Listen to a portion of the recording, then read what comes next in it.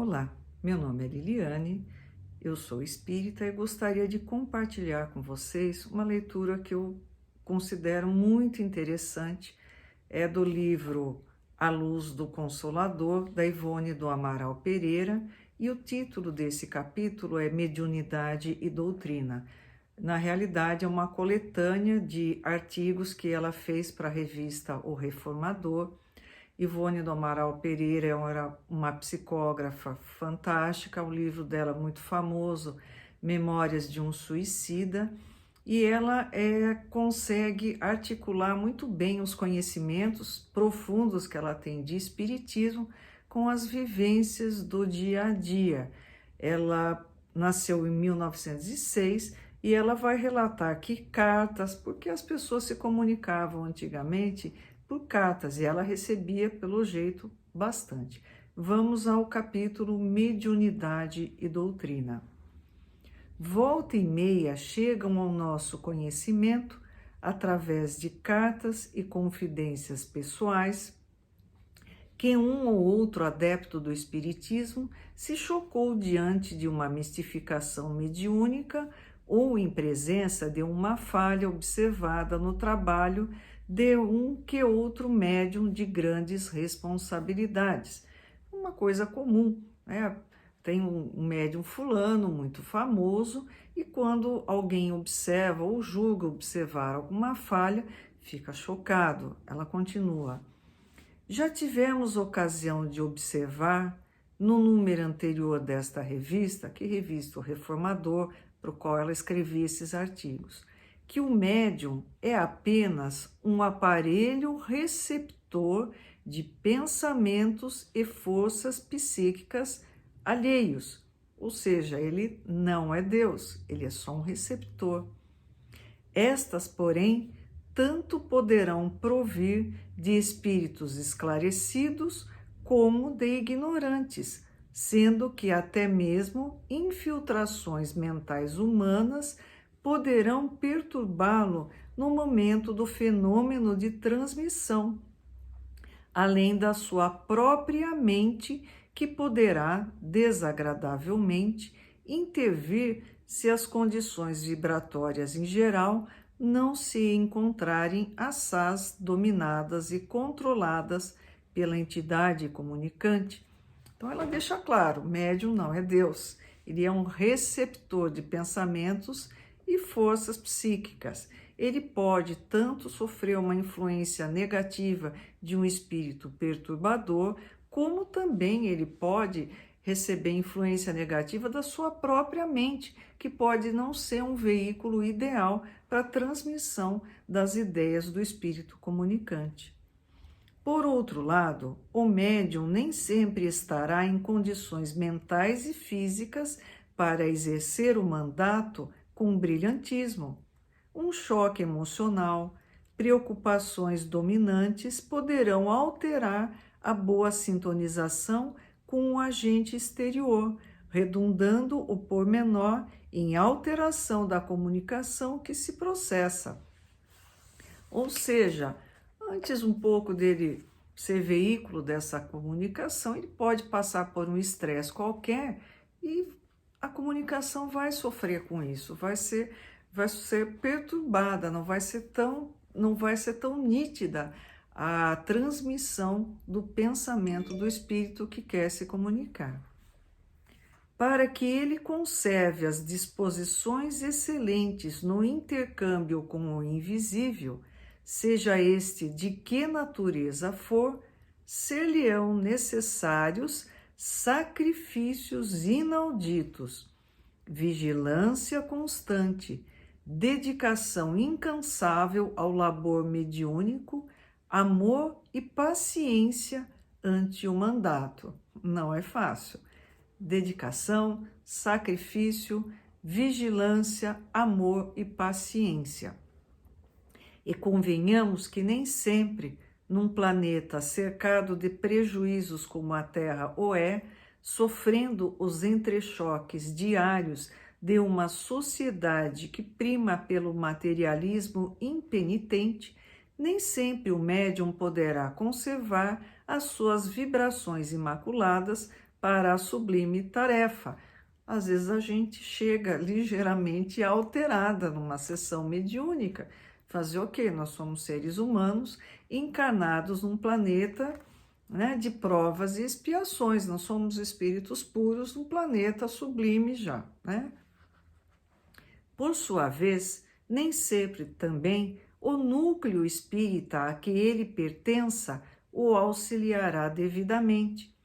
É sabido que tais garantias só existem nos núcleos que mantêm feição de templo em suas sedes, onde o respeito e a gravidade se sobrepõem às demais conveniências.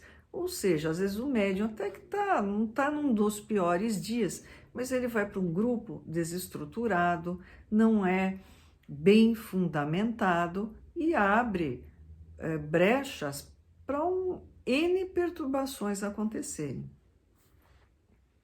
As decepções daqueles que chegaram a observar falhas na mediunidade, em geral provêm, portanto, do prejuízo de considerarem os médiuns instrumentos infalíveis sob a ação dos espíritos, seres privilegiados, incapazes de produções menos excelentes. Ou seja, a pessoa acaba endeusando um médium quando ele não corresponde à imagem do Deus que ela colocou, ela já desqualifica ele. Provém ainda da falta de estudo da doutrina, pois as obras da codificação espírita, como as demais que realizam a estrutura doutrinária espírita, previnem contra todos esses contratempos, explicam-nos e ensinam-nos a compreendê-los e contorná-los, a fim de corrigi-los, evitando males maiores.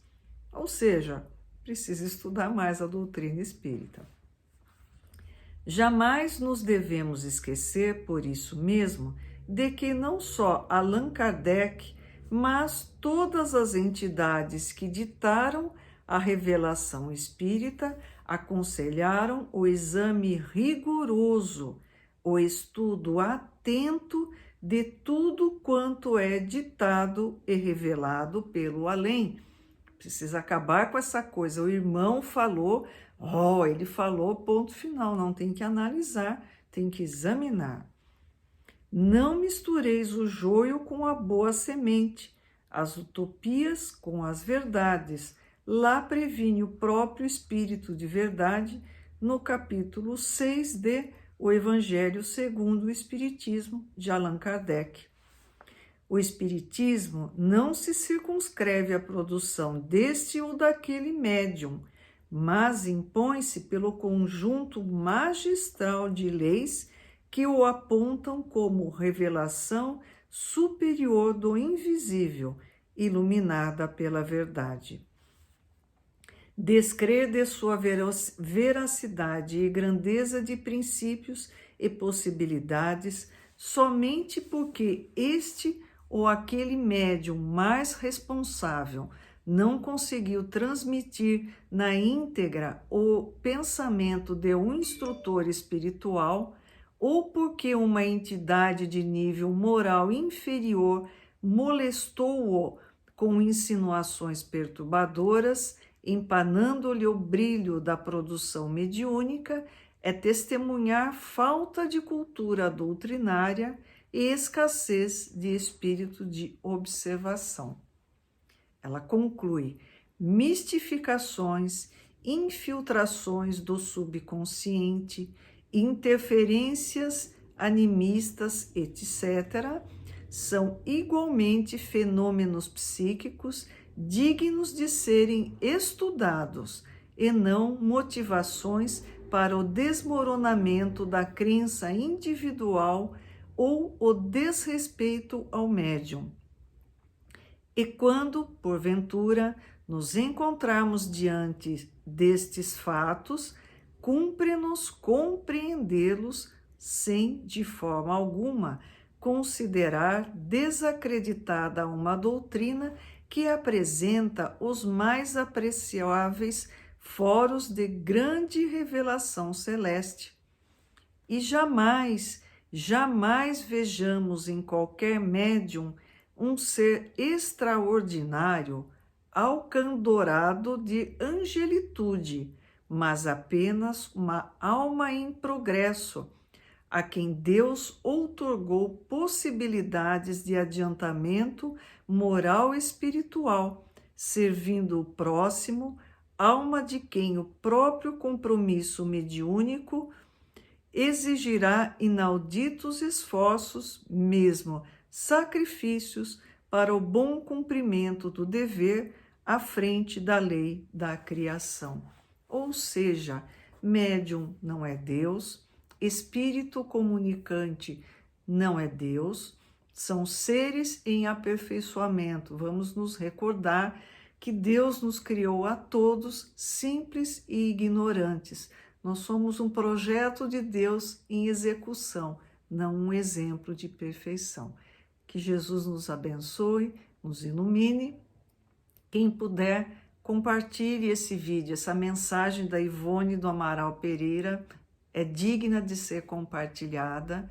Se inscrevam no canal, ativem a notificação e, se gostarem, curtam o vídeo. Que Jesus nos abençoe e nos ilumine. Até uma próxima oportunidade.